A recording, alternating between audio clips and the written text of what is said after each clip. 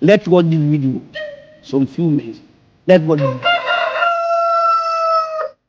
Mtoto huzaliwa akiwa tupu, lakini hukua kwa kile anachokiona.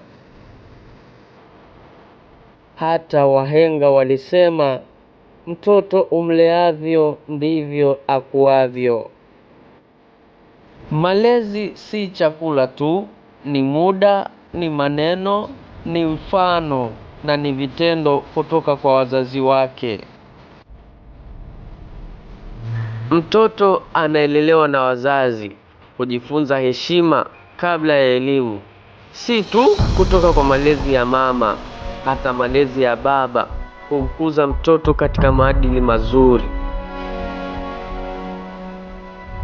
Sanjari na hayo, mtoto anaelelewa na wazazi hukua katika mwelekeo mzuri.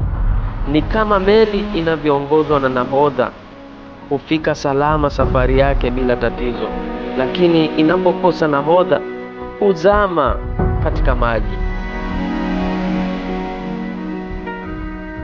Lakini pia ikumbukwe, hata wahenga walisema, umoja ni nguvu, utengano ni udhaifu. Wazazi, yani baba na mama, wanapoungana kuilea familia, familia huwa na furaha wakati wote.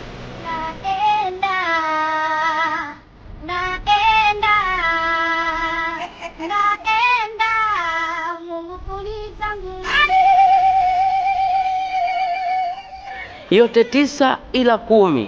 Amani, upendo, furaha ndio msingi wa familia bora, na ni lishe bora kwa mtoto anayekua.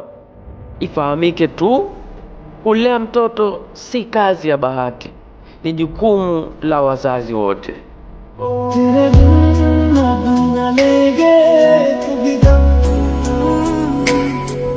तुझे कितना चाहने लगे हम, तेरे साथ हो जाए